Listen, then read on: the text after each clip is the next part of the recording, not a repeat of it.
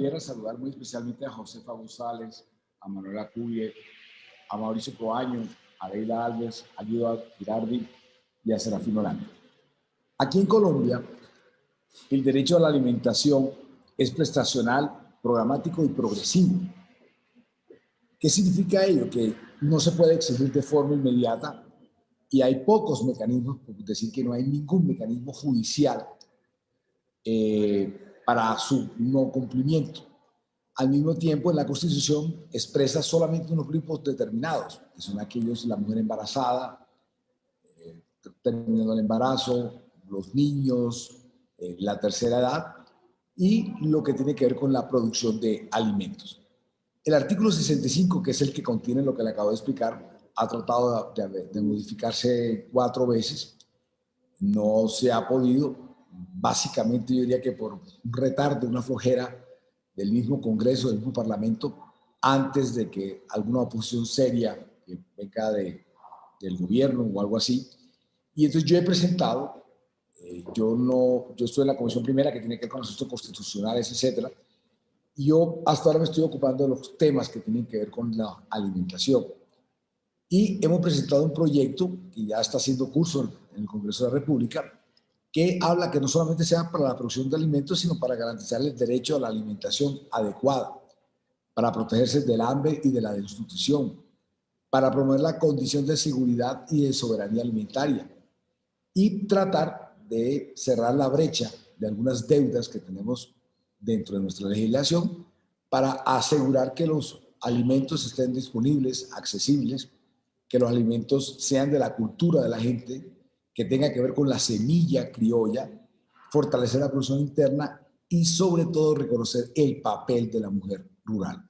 En ese sentido es que se han presentado ese acto legislativo, y ya les expliqué, para garantizar sobre todo la alimentación, la seguridad de la alimentación alimentaria y buscar con DANA un derecho humano alimentario que cambie el enfoque de esa política asistencialista a crear políticas públicas de universalidad de la alimentación. Dicho esto, yo les voy a dar unas cifras que en nuestro país nos avergüenzan, que es que de 21 millones de hectáreas que hay para que puedan producir, se puedan cultivar, solo 3.9 se cultivan. Las otras 18, parece mentira, casi siempre son para alimentar ganado. En el último año, con base en la pandemia, ha habido 1.6 millones de familias que ya no tienen los 3 alimentos. Solamente casi que el 40% en mi país hoy tienen asegurados los 3 comidas diarias.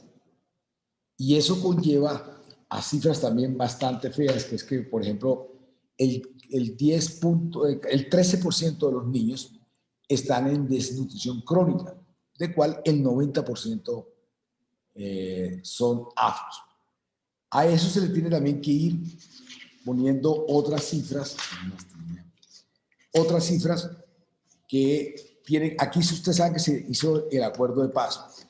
Con base en ese acuerdo de paz es que se ha buscado que en nuestro país, pero el acuerdo no se está desarrollando porque el gobierno que se fue no dejó bien implementado la paz y el que llegó salió elegido en contra del proceso de paz. No tendría mucho tiempo para explicarles por qué eso puede suceder en un país en donde hay un gobierno que está en contra de la implementación de un acuerdo de paz. Pero en el primer punto lo que quedó claro era que algo que tenía que hacerse era que había que hablar de la sustitución de cultivos. Y además de esa sustitución de cultivos, de crear los mecanismos de que el campesino pueda sacar sus productos de donde está el área rural hacia los centros urbanos. Aquí no existe eso. Aquí hay veces que es más barato mandar un cargamento de Colombia hasta Europa en barco, sale más barato que llevarlo de Bogotá al puerto que está a más o menos a 1000 kilómetros. Y como aquí hay problemas de violencia y seguridad, lo que uno llama las vías terciarias, es muy difícil. Y como ya les había dicho que no se ha implementado lo que tiene que ver el acuerdo de paz con lo que tiene que ver con la sustitución de cultivos, con crear los mecanismos de las vías para poder sacarlos de la área rural y al mismo tiempo su comercialización. Aquí ha habido muchos problemas. Aquí ustedes saben que también tenemos el problema del narcotráfico, el cultivo de los cultivos ilícitos. Yo presenté un proyecto, soy autor y soy el ponente, y ya pasó un primer debate de los 4 que tiene que ver para que no sea ilegal el cultivo de coca. Lo digo muy rápidamente, el cultivo de coca no tiene nada que ver con lo que es la cocaína, sino es darle al Estado el monopolio, el control de lo que es la hoja de coca para su transformación, comercialización, etc. Esa es la primera vez en la historia nuestra que el país, bueno, el Congreso, la legislación, trata de buscar un enfoque diferente a la guerra contra las drogas. Estamos hablando de un negocio en el mundo de 175 mil millones de dólares. Y para mí, personalmente, lo único que sucede es que como hay un negocio de 175 mil millones de dólares, se contrapone contra otro, que es el bélico o el que hace las industrias para crear helicópteros, balas, etc. Por lo tanto, por eso nunca habrá una legalización, porque estos dos grupos, estas dos bandas, por así decirlas, son las que están en las antípodas para que nunca se llegue a ningún acuerdo. Termino hablando sobre el tema que tiene que ver aquí con la aspersión de glifosato. En varias partes del mundo ha sido catalogada como cancerígena. Sé que se usan para unos productos, pero una cosa es fumigar para matar un insecto, otro para matar la mata, y eso conlleva a problemas de salud muy grandes para los campesinos. Y entonces les voy a dar estas cifras para que vea lo que tiene que ver la guerra contra las drogas, que tiene que ver mucho con lo que estamos hablando, de cómo no hay sustitución de cultivos, cómo no hay asistencia para que el campesino tenga cómo cultivar lo que quiere, pero aquí no es que se cultive coca porque es más rentable que la papa o el maíz, no. Aquí lo que sucede es que los grupos insurgentes te obligan a que tú tengas entonces que cultivar la coca o la hoja o la marihuana, porque si no te asesinan a tu familia, etcétera. Y por lo tanto, el proyecto del que les hablaba, lo que busca es quitarle esa violencia, sobre todo que es un proyecto parecido a lo que se viene haciendo en Bolivia y en Perú. Entonces, aquí los programas para comprar todos los cultivos ilícitos costarían más o menos 2 billones de pesos.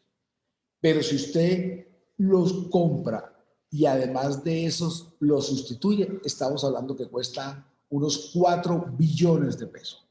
Pero si usted los va a llevar para hacer la aspersión con glifosato, es 8 billones de pesos. Aquí se le ha insistido al gobierno nacional, al actual gobierno, yo estoy en la oposición, que por favor se le ha suplicado que no haga lo del glifosato. Creo que ya la próxima semana arrancan las avionetas y los aviones a hacer la aspersión de glifosato. Y hemos estado en esa lucha para que eso no vaya a suceder. Y bueno, miren la diferencia, que son 8 billones de pesos. Y miren este dato que le voy a dar, que es demasiado loco y absurdo en este país. Senador, disculpe, le quedan 2 minutos. Muchas gracias. Entonces, en los últimos 10 años hemos gastado 80 billones de pesos en lo que es la aspersión de glifosato. Ese es el presupuesto de 50 años del Ministerio de Agricultura. Repito, lo que nos hemos gastado en 10 años en glifosato es lo que tiene que ver, es los 50 años del presupuesto del Ministerio de Agricultura. Termino diciendo que Colombia tiene entonces deudas en la protección del derecho de la alimentación y que actualmente estamos importando 12 millones de toneladas de alimentos. Muchas gracias por la atención y muy alegre y muy contento que me hayan invitado.